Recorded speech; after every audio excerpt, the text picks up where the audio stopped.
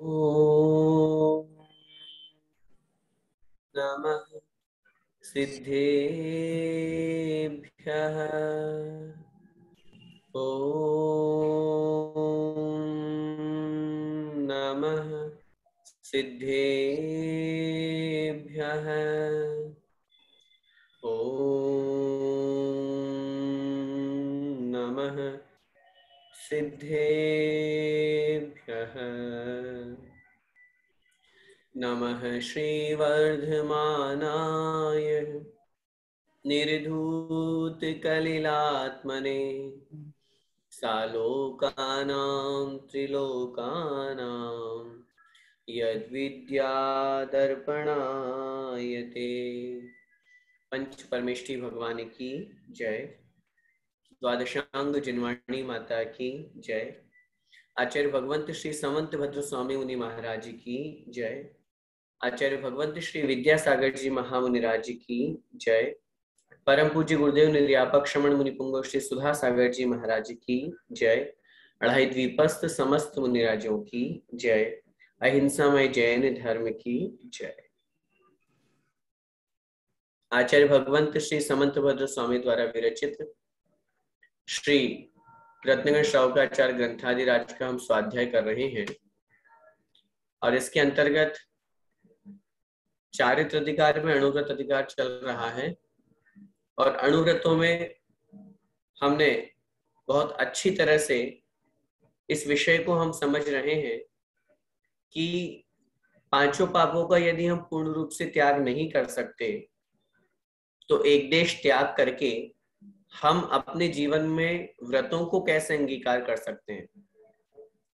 जितना हो सके हमें अपनी तरफ से पुरुषार्थ करके और पापों का त्याग करके अणुव्रतों को धारण करना चाहिए।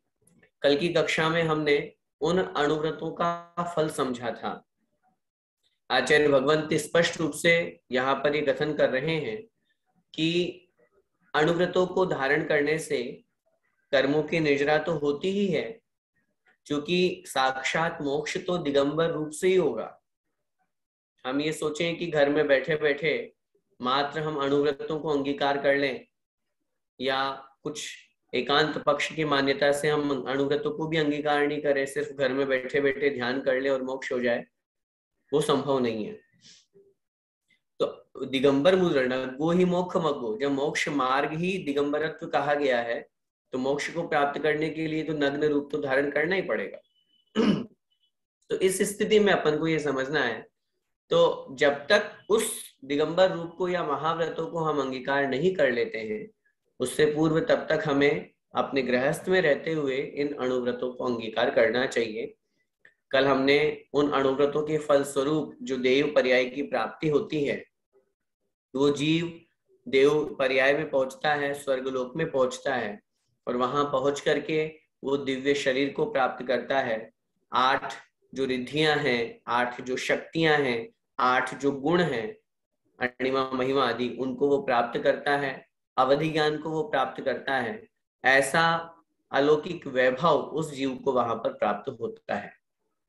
इसी के साथ में हमने कल की कक्षा में ये भी समझा था, ऐसे तो अणुव्रतों को धारण करके अनेक जीवों ने अपनी आत्मा का कल्याण किया और अपने अपने समय में वो प्रसिद्ध भी हुए, लेकिन फिर भी मुख्य रूप से आचार्य भगवंत ने यहाँ पर 5 नाम यहाँ पर मुख्य रूप से गिनाए जिन्होंने उन अणुव्रतों को अपने जीवन में अंगीकार किया। और न मात्र उन अणुव्रत, अणु का मतलब होता है सूक्ष्म, छोटा। यमपाल चांडाल के बारे में भी कल हमने आपसे निवेदन किया था। सोचिए, एक छोटा सा उसके संकल्प था जीवन में और उस संकल्प के प्रभाव से देवता उसका सम्मान कर रहे हैं, इतने बड़े महान आचार्य उसकी प्रशंसा कर रहे हैं, देवताओं के द्वारा वो बड़ा पूजा प्रतिष्ठा को प्राप्त हो रहा है।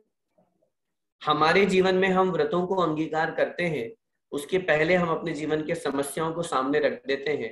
हमेशा जीवन में ध्यान रखें, समस्या या परेशानी किसके जीवन में नहीं है। हमें तो हमेशा अपने व्रत की तरफ दृढ़ता भाव रखना चाहिए और बहुत अच्छा परिणाम रखते हुए हमें दृढ़ भाव से या दृढ़ता से या पूर्ण रूप से उस व्रत का पालन करना चाहिए, जैसे कि इन सब व्रतियों ने किया जिसके कारण से वो प्रसिद्ध हुए। यहाँ तक हमारा हो गया था। आइए अब हम आगे बढ़ते हैं और आज की कक्षा में हम उन अणुव्रतों से विपरीत, या न मात्र अणुव्रत से अपितु व्रतों से जो विपरीत है, जिन्हें हम पाप कहते हैं, हिंसा, झूठ, चोरी, कुशील और परिग्रह। इन पांचों पापों में कौन प्रसिद्ध हुए हैं, उनके भी नाम यहाँ पर आचार्य भगवंत हमें बता रहे हैं, गिना रहे हैं। आइए श्लोक के माध्यम से हम उनके नामों को जानते हैं। संसार में गुण और दोष दोनों पाए जाते हैं। अब हमें क्या ग्रहण करना है, ये हमारे ऊपर डिपेंड है। हम चाहें तो वही बात है, जैसे मार्केट में हम जाएंगे तो सब तरह की वस्तुएं हमारे सामने हैं, अच्छी चीजें भी हैं, बुरी चीजें भी हैं। अब हम किसको ग्रहण करना चाहते हैं, ये डिपेंड तो हमारे ऊपर ही है ना। कोई भी व्यक्ति हमें नहीं कहेगा कि आप इसको ग्रहण कीजिए, वो हमारे ऊपर डिपेंड है कि हम किसको ग्रहण करना चाहते हैं। इसी तरह से संसार में व्रत में भी प्रसिद्ध हुए हैं और पापों में भी प्रसिद्ध हुए हैं। अब हमें किससे प्रेरणा लेनी है, हमें किसके जैसा बनना है, हम अपने जीवन में आदर्श किसको बनाएं। आचार्य श्री भी हमारे सामने हैं और संसार के गलत व्यक्ति भी, करप्ट व्यक्ति भी हमारे सामने। हम किसको आदर्श बनाना चाहते हैं, ये हमारे ऊपर डिपेंड है, हमारे संस्कारों पे डिपेंड है, हमारी सोच पे डिपेंड है।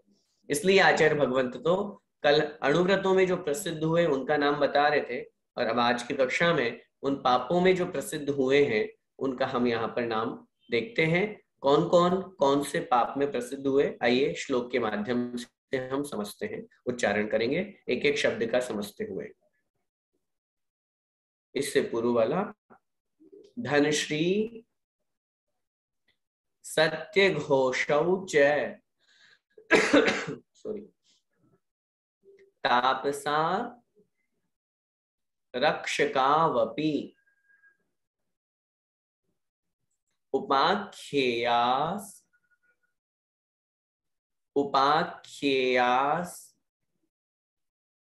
तथा श्मश्रु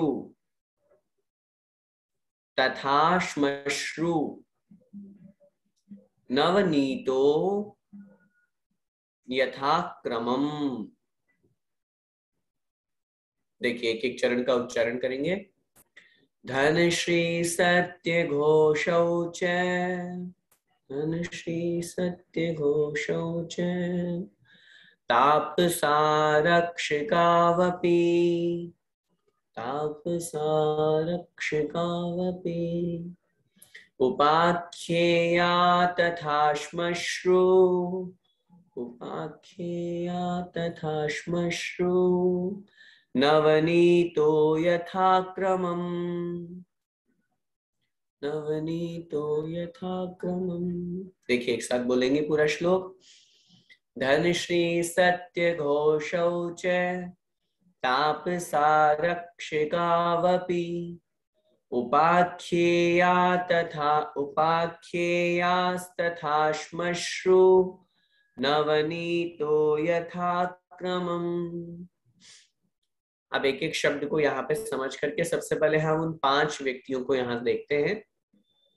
धनश्री सत्य घोषौ च, धनश्री सबसे पहला नाम, सत्य घोषौ अर्थात सत्य घोष, च मतलब और, तापसा रक्षकावपि, जब हम संधि विच्छेद करेंगे तापसा रक्षकौ अपि, रक्षकौ ये भी द्विवचन है, 2 शब्द दिए इसलिए।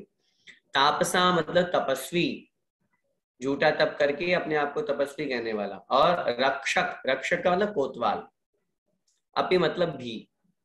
उपाख्येयः मतलब कहे गए हैं, बताए गए हैं, तथा मतलब और, श्मश्रु नवनीतो, श्मश्रु नवनीत नाम है ये, श्मश्रु नवनीत। यथाक्रमम् क्रमानुसार हमें लगा लेना चाहिए, यथाक्रमम् क्रम के अनुसार, मतलब जो 5 प्रकार के पाप बताए गए हैं, हिंसा, झूठ, चोरी, कुशील और परिग्रह, इन 5 पापों में क्रम से ये 5 व्यक्ति उपाख्याया प्रसिद्ध हुए हैं, कहे गए हैं। हिंसा में धनश्री, झूठ बोलने में सत्यघोष, चोरी करने में तापस तपस्वी, कुशील गलत काम करने में रक्षक मतलब कोतवाल, और परिग्रह का संचय करने में श्मश्रु नवनीत। सॉरी, ये 5 व्यक्ति ऐसे हैं जिन्हों 5 पापों में विशेष रूप से प्रसिद्ध हुए।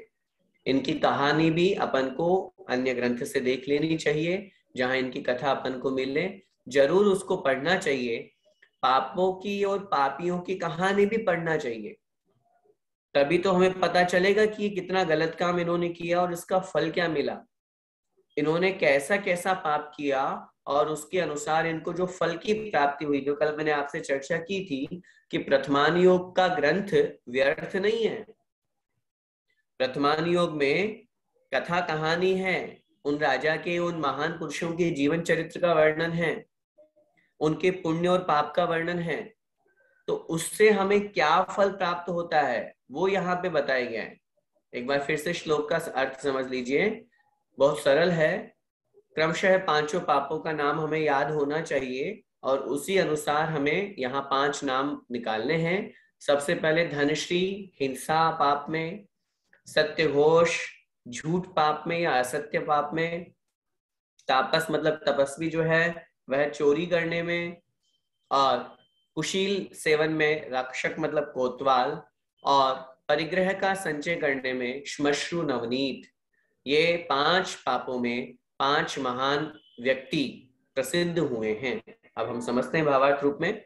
अब भले ही हम इनको 5 महान व्यक्ति कह रहे हैं, महान व्यक्ति से तात्पर्य जरूरी नहीं कि अच्छे ही महान हो, दुर्गुणों में भी तो महान होते हैं। महान का मतलब अधिक होता है।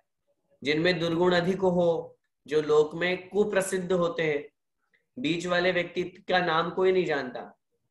जो अत्यधिक ज्ञानी, महान, समझदार, विद्वान, चारित्रवान होते हैं, या तो सब उनकी पूजा करते हैं, या फिर जो कुख्यात होते हैं, जो गलत काम करते हैं, जो पाप करते हैं, जो जेल में पड़े रहते हैं, लोग उनको याद करते हैं। और दोनों को समझ करके अपन को यही समझना चाहिए, ज्ञानी यही सीखता है, दोषों को पढ़ना क्यों जरूरी है, दोषों को जानना क्यों जरूरी है। नीतिकार कहते हैं ज्ञानी ये जान करके कहीं ये दोष मुझ में तो नहीं, कहीं ये गलती मेरे से तो नहीं हो रही, ऐसा सोच करके वो उन दोषियों के दोषों को भी पढ़ता है, उन पापियों के पाप को भी पढ़ता है, और साथ में इसका कितना बुरा फल होगा, इसका कैसा फल होगा, इसको भी वो जानता है, और उस फल को जान करके उस पाप से बचने का निरंतर प्रयास करता है। अब इस बात पर भी अपन को समझना है कि यहाँ इन 5 व्यक्तियों के नाम तो दे दिए। अब इन 5 व्यक्तियों में 5 व्यक्ति तो जो समय समय पर हुए वो प्रसिद्ध हो गए, जरूरी नहीं है कि ये 5 ने पाप किया है। हमारे जीवन में भी तो पाप है? ऐसा कौन है जो अपने गृहस्थ में रहते हुए हम 5 पाप नहीं कर रहे हैं?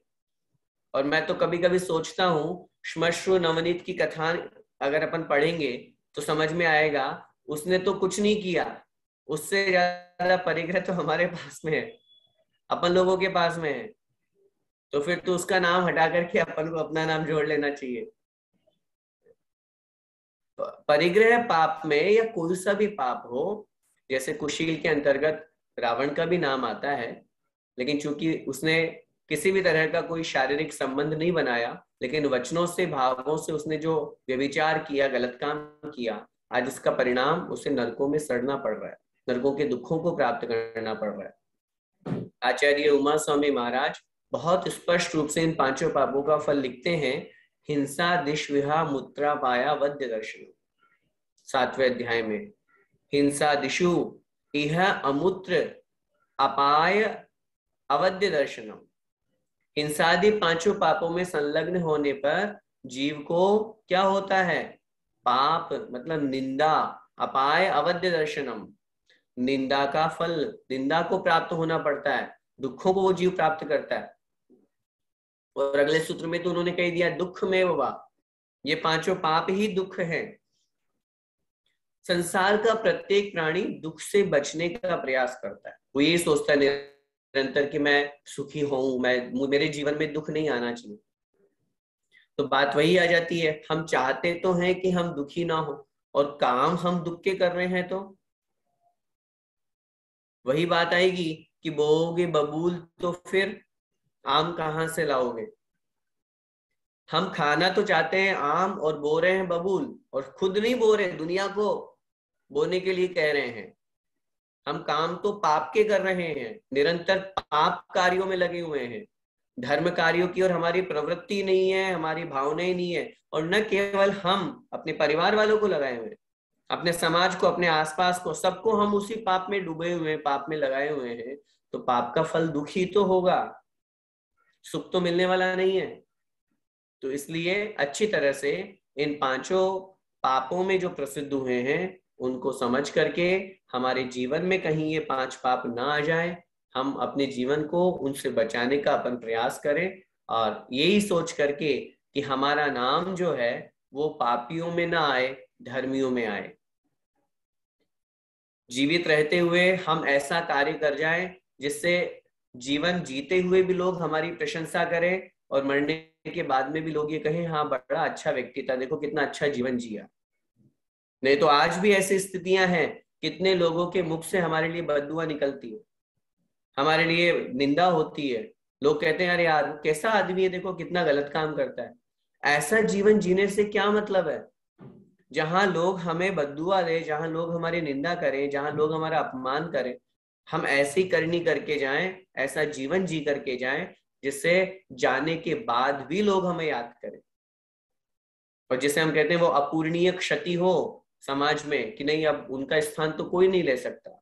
ऐसा काम करें हम, और वो तभी हो सकता है जब हम पाप से बचेंगे। अगर अपने आप को मनुष्य पर्याय को सार्थक करना है, अपने आप को भिन्न प्रकट करना है, तब तो कुछ नया करना पड़ेगा, नहीं तो परिवर्तनी संसारे मृतः को वा न जायते। किसका जन्म नहीं होता और जन्म होने के बाद किसका मरण नहीं होता, लोग आते हैं चले जाते हैं। हमने क्या किया अपने इस जीवन में आकर के?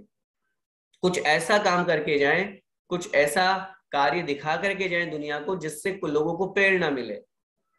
जरूरी नहीं है कि हम पढ़ाएं सही, जरूरी नहीं है कि हम पढ़े ही सही, जरूरी नहीं है कि हम चारित्र धारण करें। सॉरी। जिसकी जितनी जैसी कैपेसिटी है, जो जिसको जो लाइन पसंद है उसमें वो जाए और उसमें अपना कमाल दिखाए।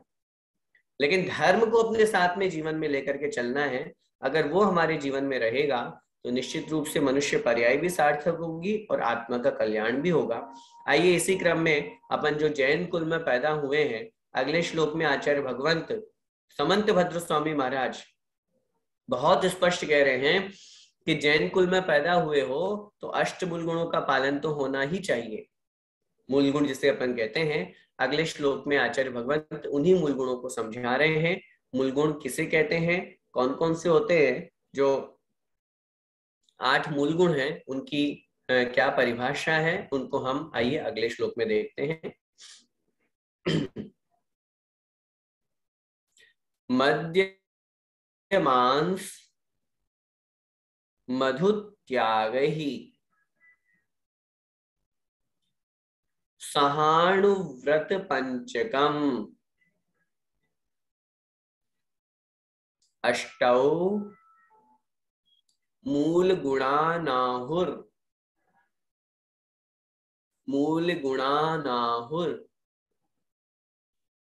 गृहिणाम श्रमणोत्तमा। एक एक चरण का उच्चारण करेंगे। मध्यमांस मधु त्यागै, मध्यमांस मधु त्यागै सहानुव्रत पंचकम, सहानुव्रत पंचकम अष्टौ मूल गुणानाहुर गृहीणाम श्रमणोत्तमः। देखिए एक साथ बोलेंगे। मध्यमांस मधु त्यागहि सहानुव्रत पंचकम् अष्टौ मूलगुणानाहुर् गृहीणाम श्रमणोत्तमः। देखिए, मद्य मांस मधु त्याग ही, मद्य मांस और मधु का त्याग करने के साथ साथ, त्याग ही आगे शब्द दिया है सह अनुव्रत पंचकम, सह मतलब और साथ में, अनुव्रत पंचकम 5 अनुव्रतों का पालन करना। मद्य मांस और मधु के त्याग के साथ में 5 अनुव्रतों का पालन करना। ये क्या है? अष्टौ मूल गुणान आहुः, संधि विच्छेद ध्यान से देखिए। अष्टौ मतलब 8, मूल गुणान आधा न, फिर निकलेगा आहु, ग्रही नाम के ग्री के ऊपर जो रेफ लगा हुआ है वो विसर्ग बन जाएगा। गृहिणाम गृहस्थों के, घर में रहने वालों के, अष्टौ मूल गुणान ये 8 मूल गुणों को आहु मतलब कहते हैं। कौन कहते हैं? श्रमणोत्तमा, जो श्रमणों में उत्तम है, श्रेष्ठ है, महान है। श्रमण मतलब मुनिराज, और मुनिराजों में जो उत्तम है मतलब गणधर आदि देव। गणधर आदि देव ऐसा कहते हैं, क्या कहते हैं? जो मद्य मांस और मधु का त्याग करते हुए 5 अनुव्रतों का पालन करता है, यह गृहस्थों के 8 मूल गुण हैं। हम गृहस्थ में हैं और गृहस्थ में रहते हुए हमें इन मूल गुणों का पालन करना चाहिए। और वो मूल गुण यहाँ पर इस श्लोक में आचार्य महाराज बता रहे हैं। एक बार फिर से अर्थ देखें, फिर उसके पश्चात भावार्थ समझेंगे। मद्य मांस मधु त्याग ही, मद्य मतलब मद्य, मांस मतलब मांस, मधु माने शहद, मद्य माने शराब, इनका त्याग करते हुए, जैसे अपन कहते हैं 3 मकार, यही है 3 मकार, मद्य मांस और मधु। सह मतलब साथ में, अनुव्रत पंचकम 5 अनुव्रतों को स्वीकार करना। ये क्या है? 8 हो गए, 5 अनुव्रत और 3 मकार का त्याग। अष्टौ ये 8 मूल गुणान, मूल गुणों को आहु मतलब कहते हैं। किसके हैं ये 8 मूल गुण? गृहिणाम गृहस्थों के हैं। कौन कहता है ऐसा? श्रमणोत्तमा, अर्थात मुनिराजों में जो श्रेष्ठ हैं, उत्तम हैं, अर्थात गणधर आदि देव। समझिए भावार्थ। सबसे पहले तो इस श्लोक में ये देखिए, आचार्य समंत भद्र स्वामी महाराज श्लोक की रचना कर रहे हैं, लेकिन उसके बावजूद भी वो ये नहीं कह रहे हैं कि ये बात मैंने कही है। किनका नाम ले रहे हैं वो? श्रमणोत्तमा, गणधर आदि देव ऐसा कहते हैं। ये महान पुरुषों की शैली हुआ करती है। जो महान पुरुष होते हैं, बड़े व्यक्तित्व होते हैं, वो कोई भी बात बोलते हैं तो ये नहीं कहते ये मैं कह रहा हूं, नहीं, आचार्यों ने ऐसा लिखा है, गुरुदेव ऐसा कहते हैं, आचार्य कुंद कुंद महाराज ऐसा कहते हैं, महावीर भगवान ऐसा कहते हैं, गणधर आदि देव ऐसा कहते हैं, ये सब। अब अपन बात कर रहे हैं गृहस्थों की, क्योंकि हम सब गृहस्थ हैं और ये श्रावकाचार्य हम गृहस्थों के लिए लिखा गया है।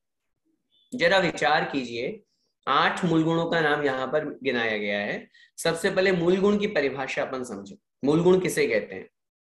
शब्द से अर्थ लगाइए, मूल गुण। मूल का मतलब होता है जड़। जैसे पेड़ की जड़ होती है ना, अगर जड़ ना हो तो क्या पेड़ रह सकता है? पेड़ खड़ा हो सकता है, पेड़ स्थिर रह सकता है, पेड़ के पत्ते पौधे आ सकते हैं क्या? नहीं, कुछ नहीं आएगा। जड़ के बिना वृक्ष की स्थिति वृद्धि संभव नहीं है। नींव के बिना हम बिल्डिंग खड़ी नहीं कर सकते। ऐसे ही ऐसे गुण जो मूल है, जिसके बिना श्रावक श्रावक कहलाने के योग्य नहीं है, उसे हम कहते हैं मूल गुण। मूल गुण कोई सही हो, चाहे अभी अपन श्रावक की बात कर रहे हैं तो श्रावक की अपन चर्चा कर रहे हैं, अगर मुनि की बात करेंगे तो मुनिराज के भी मूल गुण होते हैं, 28 मूल गुण, जिनका पालन करना उस जीव के लिए अनिवार्य है, करना ही पड़ेगा। नहीं करेंगे तो वो श्रावक नहीं कहला सकते। अगर उनका पालन नहीं करेंगे तो फिर वो मुनि नहीं कहला सकते, क्योंकि वो मूल गुण है। हाँ, उत्तर गुणों का पालन, जैसे मूल गुण होते हैं ऐसे ही उत्तर गुण भी होते हैं। उत्तर गुणों का पालन कितना हो पा रहा है, नहीं हो पा रहा है, वो अलग बात हो गई। नहीं करो तो भी कोई दिक्कत नहीं है, करो तो एक्स्ट्रा कर्मों की निजरा होगी और पुण्य का बंद होगा। लेकिन अगर कदाचित उत्तर गुणों का पालन नहीं कर पा रहे तो चल जाएगा, लेकिन अगर मूल गुणों का पालन नहीं हो पा रहा है तब ऐसी स्थिति में वो श्रावक अथवा मुनि कहलाने की योग्य नहीं होगा। अब अपन बात कर रहे हैं गृहस्थों की। पहले तो एक बात मैं आपसे निवेदन कर दूं, मूल गुणों के संबंध में दो तीन तरह की मान्यताएं हमारे दिगंबर जैन समाज में हैं। सामान्य रूप से जब हम गृहस्थों के या श्रावकों के मूल गुणों की बात करते हैं तो कहीं कहीं पर 3 मकार के त्याग के साथ में 5 उदुम्बर फलों के त्याग की बात की जाती है।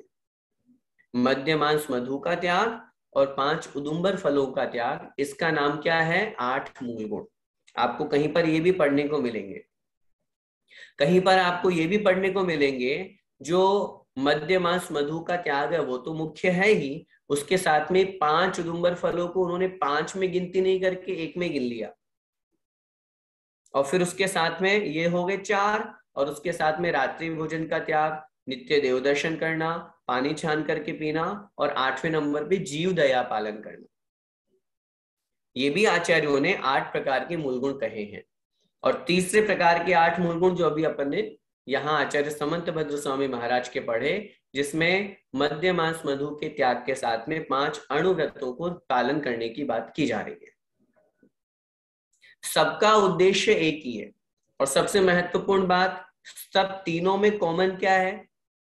मद्य मांस और मधु का त्याग। जरा समझें। सबसे पहला है मद्य त्याग। वैसे हम सभी यहाँ पर जो बैठे हुए हैं, पढ़ रहे हैं, मैं समझता हूँ समझदार है और इनका अर्थ भी जानते ही हैं। मद्य त्याग का मतलब होता है जो शराब आदि नशीले पदार्थ हैं, जिनको ग्रहण करने के बाद में व्यक्ति अपनी मन स्थिति को भूल जाता है, अपने आप को भूल जाता है, मैं कौन हूं, कहाँ हूं, किस स्थिति में हूं, उसे कुछ भी होश नहीं रहता है, उसे हम मद्य की बात करते हैं। और अगर उसका वो त्याग करते हैं, उसको छोड़ देते हैं, तो उसके जीवन में वो गुण आ जाता है मद्य त्याग का। मांस का मतलब होता है सॉरी, मांस त्याग का मतलब होता है 2 इंद्रिय आदि जीवों का जो शरीर होता है, कलेवर जिसे हम कहते हैं, उसे हम मांस कहते हैं। और इसको जो ग्रहण करता है वो मांस भक्षी कहलाता है, और जो इसका त्याग कर देता है वो मांस त्याग कहलाता है, उसका एक मूल गुण हो जाता है। और तीसरा होता है मधु। मधु का मतलब शहद। शहद को ग्रहण करना, क्योंकि शहद जिस तरीके से ग्रहण किया जाता है या प्राप्त किया जाता है, वो असंख्यात ही नहीं अनंत जीवों का हिंसा करके और उनको मार करके बनाए जाने वाला है, और वमन रूप पदार्थ है। क्योंकि जो मधुमक्खियां हैं वो फूलों से रस को ग्रहण करती है, और उस रस को ग्रहण करके अपने मुख में भर के, और जहां उनका छत्ता होता है वहां आकर के वो उसका वॉमिट करती है, वमन करती है, उसको उड़ेलती है, उगाल करती है, और वही फिर धीरे धीरे इकट्ठा होने लगता है। उसी में वो पैदा होती है, उसी में मरते हैं बहुत सारे जीव, उसी वही पूरा उसका घर है, वही वो वमन करती है, वही मलमूत्र आदि करती है, क्योंकि त्रस जीव है तो वो भी उसके शरीर में होगा ही होगा। और वो सारा का सारा मिक्स होने के बाद में जब उसको ग्रहण करते हैं, तो आप लोगों ने देखा होगा, उनको मारा जाता है, उनको उड़ाया जाता है, और उसको निचोड़ लिया जाता है, जिससे वो शहद प्राप्त होता है। तो ये 3 चीजें ऐसी हैं जिसमें साक्षात त्रस जीवों की हिंसा दिखाई दे रही है, साक्षात।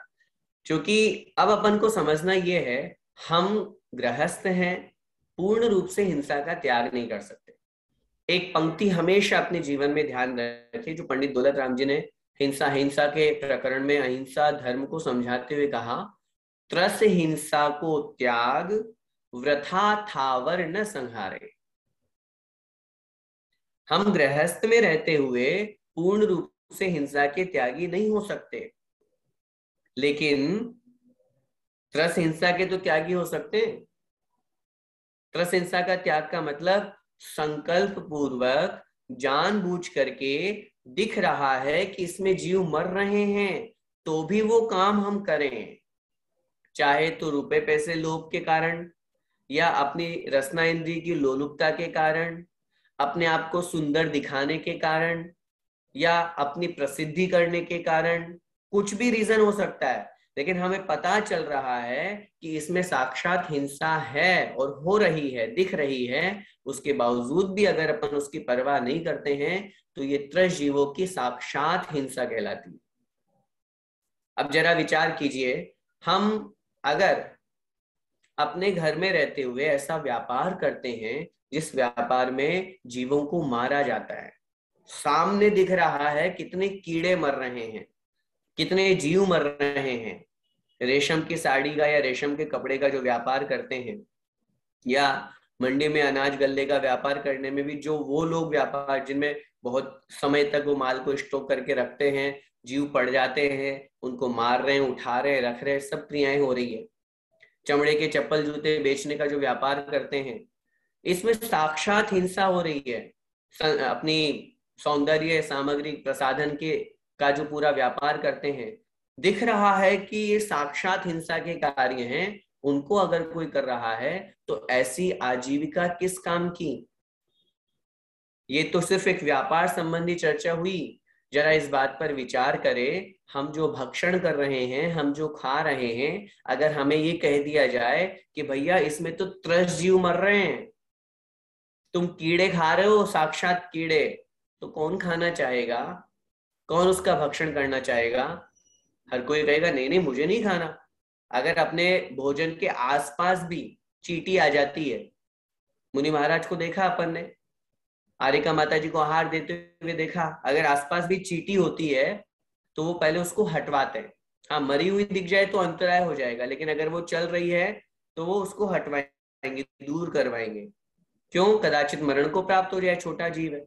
हम जहां बैठे हुए हैं, हम जहां भोजन कर रहे हैं, अगर किसी चीज में चींटियां हो गई है, कुछ कीड़े हो गए, या कुछ ऐसी चीज अपन को लग गई है कि खराब है, तो अपन तुरंत उसको हटा देते हैं। नहीं नहीं नहीं खाना, भले आपने उसने निकाल दी लेकिन फिर भी हम हटा देते हैं।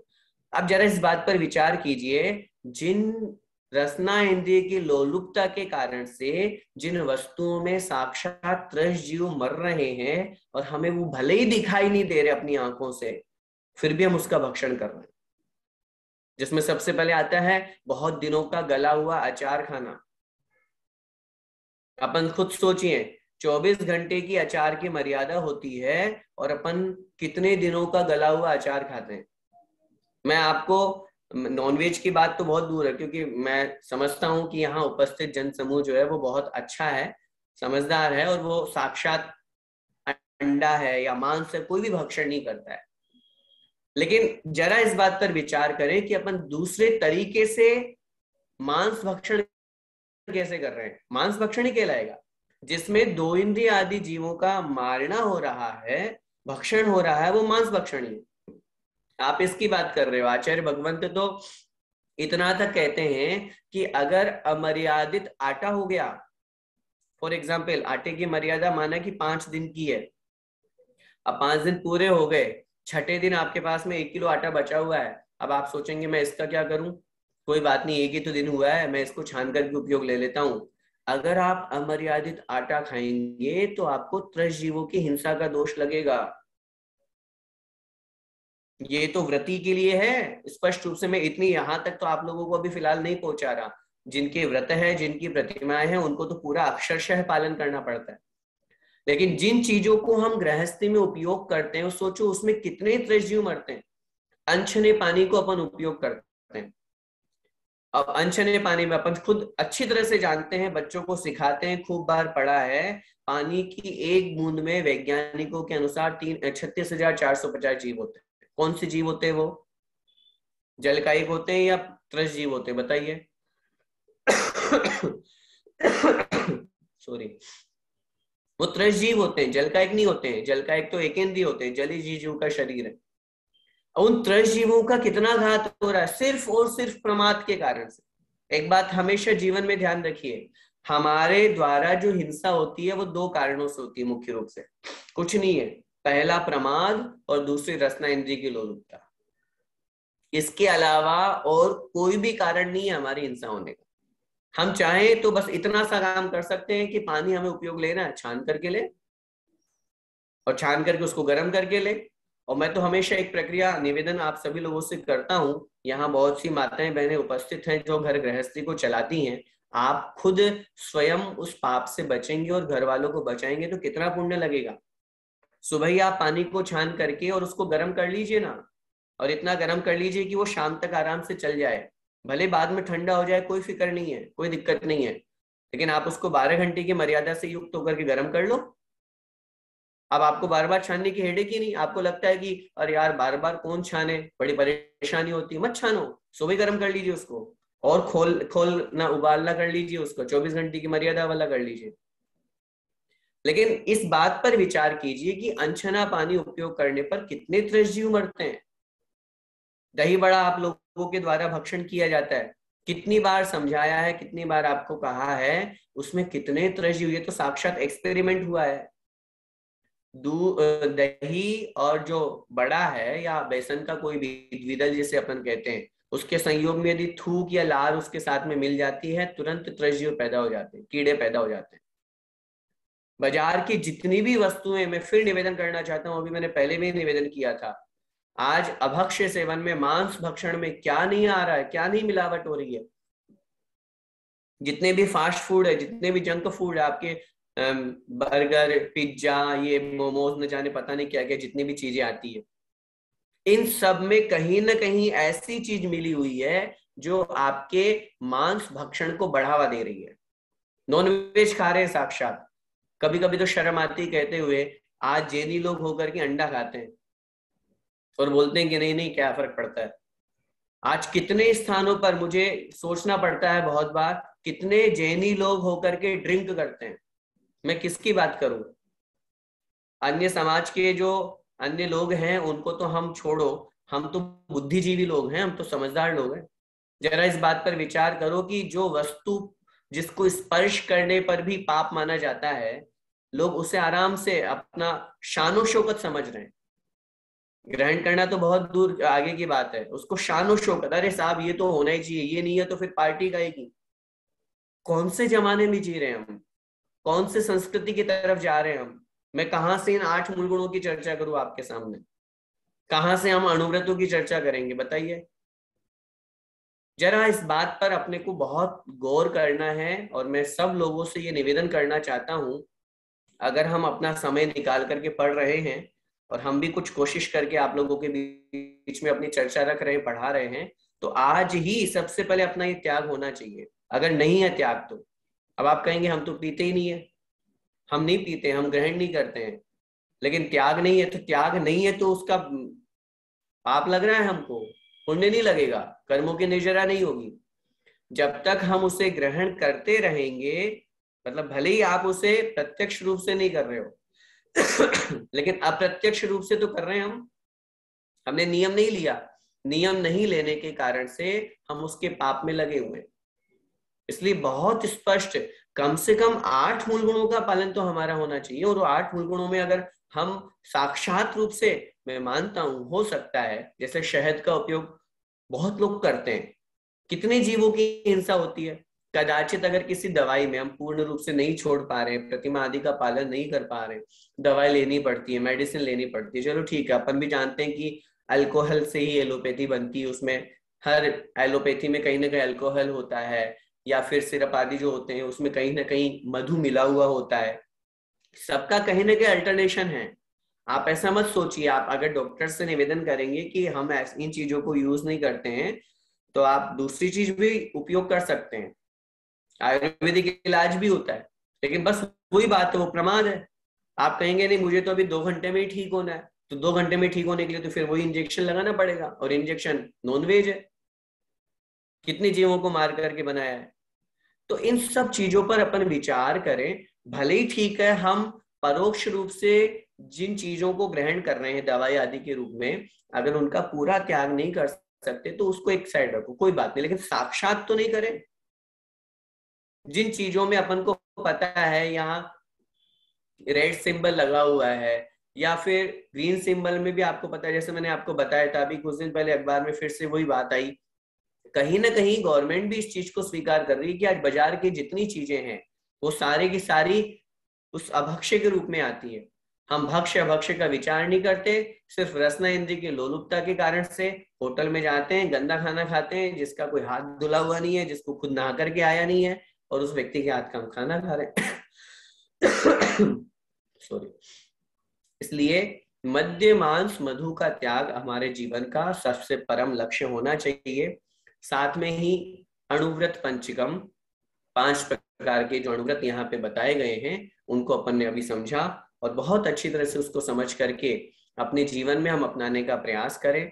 अन्य आचार्यों के अनुसार जो 8 मूल गुणों की चर्चा अपन करते हैं उसमें 5 उदुम्बर फल और 3 मकार का त्याग किया जाता है। 5 उदुम्बर फलों में बड़, पीपल, पाकर, ऊमर और कठूमर ये आते हैं। और चूंकि ये जो 5 प्रकार के फल हैं ये सूख जाने के बाद में इनमें जो त्रस जीव होते हैं वो भी मरण को प्राप्त हो गए। इनको अभक्ष्य क्यों कहा या इनको ग्रहण करने योग्य क्यों कहा और इनको छोड़ने के लिए इसलिए कहा क्योंकि जो त्रस जीव मरण को प्राप्त हो जाते हैं तो उनका शरीर तो उसी में रह जाता है, और शरीर चूंकि वो 2 इंद्रिय आदि से प्रारंभ हो रहा है तो 2 इंद्रिय आदि जीवों के शरीर में या त्रस जीवों के शरीर में हाड़ मांस खून पीप आदि पाए जाते हैं। तो इसकी वजह से हमें मांस भक्षण का दोष लगता है। तो इस कारण से वहां पर स्पष्ट रूप से इनका त्याग करने का कथन किया है। और जिन आचार्य भगवंत की दृष्टि में 8 मूल गुणों के स्वरूप में इन्होंने 5 उदुम्बर फलों को एक में ही ले लिया। जीव दया पालन ही हमारा प्रमुख कर्तव्य होना चाहिए। हम जैनी हैं और अगर हमारे निमित्त से कोई जीवों को कष्ट हो वो हमें बर्दाश्त नहीं है। एक चींटी को भी अगर हमारे पैर के नीचे आ जाती है तो हमें कितना दर्द होता है। हम कैसे बड़े बड़े जीवों को कष्ट दे देते हैं। मकर संक्रांति के दिन अपन कल का जो दिन आ रहा है बहुत से लोग पतंगे उड़ाते हैं। अब जो चाइनीज मांझा है या कोई सा भी मांझा है, कोई सी भी डोर है, कितने पक्षियों का मरण हो जाता है। आज ही मैं पूरा इतिहास हिस्ट्री में एक वीडियो में देख रहा था पूरे भारत में लगभग 20 लाख पक्षी कल के दिन मरण को प्राप्त हो जाएंगे, घायल हो जाएंगे। पूरे भारत की उन्होंने जो निकाला है रेशो, सोचिए, सिर्फ और सिर्फ हमारे शौक के कारण से। कब जागृत होंगे हम? अब भले ही आप बोलेंगे हम तो नहीं उड़ाते, हम नहीं उड़ाते तो हमारे निमित्त से अगर हम अपने बच्चों को अभी संस्कारित नहीं करेंगे, अपने बच्चों को नहीं बताएंगे तो उनको कैसे पता चलेगा। मानता हूं उनका शौक होगा, वो बोलेंगे नहीं नहीं हम तो करेंगे। कहीं ना कहीं कैसा न कैसा लोभ दे करके हमें उनको जरूर समझाना चाहिए, लोगों में अवेयरनेस फैलाना चाहिए। लोगों को जब तक हम प्रेरित नहीं करेंगे, लोगों को नहीं समझाएंगे, वो नहीं समझेंगे।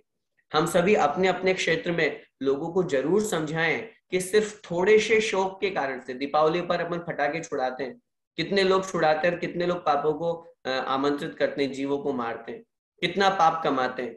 किस कारण से? सिर्फ वो धमाके की आवाज अच्छी लगती है। क्या मिल गया उससे? कितने जीवों का मरण हो गया ये हमने नहीं सोचा। जैसे हमारे बीच में अभी कोरोना का विस्फोट हो गया और कितने लोग मर जाएं तो क्या होगा बताओ।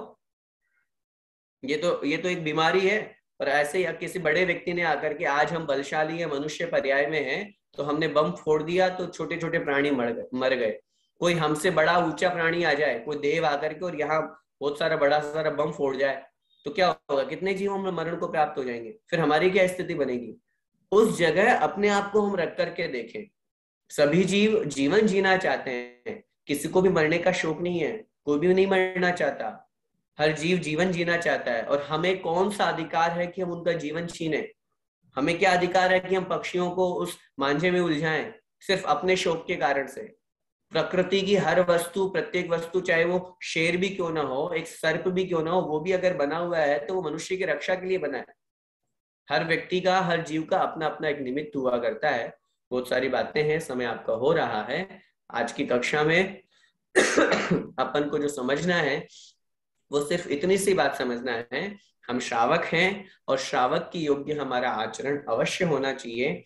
8 प्रकार के जो मूल गुण कहे गए हैं, हमें जितनी बन सके उतनी कोशिश करके इन 5 अणुव्रतों का अभ्यास करना चाहिए। और जब अभ्यास होने लगे, हो जाए, तो निश्चित रूप से जाकर के और आचार्य भगवंत के समक्ष या गुरु के समक्ष जाकर के हमें जरूर व्रतों को धारण करने का संकल्प लेना चाहिए, जिससे हमारे जीवन में प्रतिमा आदि आए, और उस प्रतिमा आदि के पालन के पहले चूंकि ये मूल गुण है, जैसा कि मैंने आपसे निवेदन किया, मूल गुण का मतलब होता है जिसके बिना सामने वाला व्यक्ति वो नहीं कहलाएगा। गृहस्थ के हैं तो गृहस्थ कहलाने के लिए हमें इन मूल गुणों को अपनाना बहुत आवश्यक है, अनिवार्य है। हम सभी इन्हें अपना करके अपने गृहस्थ जीवन को भी सार्थक करें और संयम के मार्ग पर आगे बढ़े। इसी मंगलमय भावना के साथ बोले द्वादशांग जिनवाणी माता की जय।